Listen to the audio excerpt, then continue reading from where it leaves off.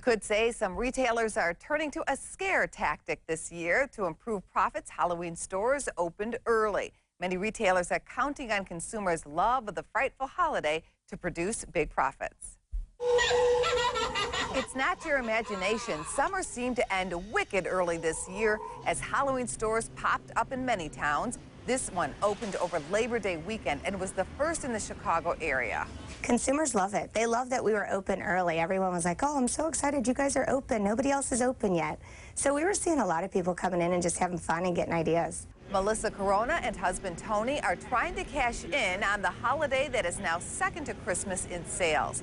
With an investment of around a couple of $100,000, they bought their second Halloween Express franchise, a trend Corona says is ensnaring entrepreneurs. I think people just think it's a good investment, and they think they can get into it, make a few bucks for a short period of time. You're only open for 2 months at the most, so. Consumers have been cautious with their money, but Halloween retailers count on the low cost of costumes and decorations. Even in this economy, when it's a down economy, people are still spending the money on themselves and having a little bit of fun, because you can have fun for anywhere from $25 up to a few $100s, in a costume. Stefania Pinton of Dianco Inc., who tracks consumer spending and retailers, says Halloween is becoming more of a treat than a trick.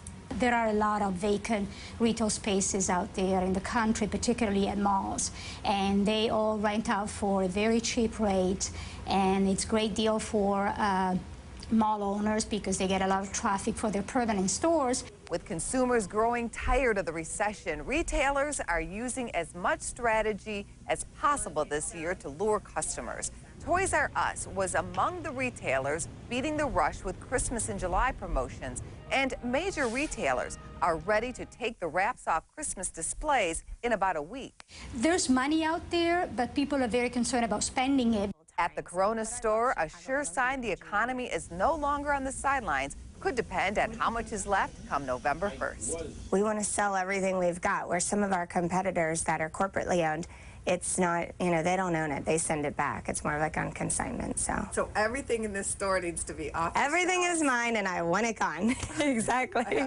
Jobs is another angle to the story. The Coronas hired 30 people this year, and they do admit taking advantage of the government's tax breaks to companies that hire people who have been unemployed for more than 60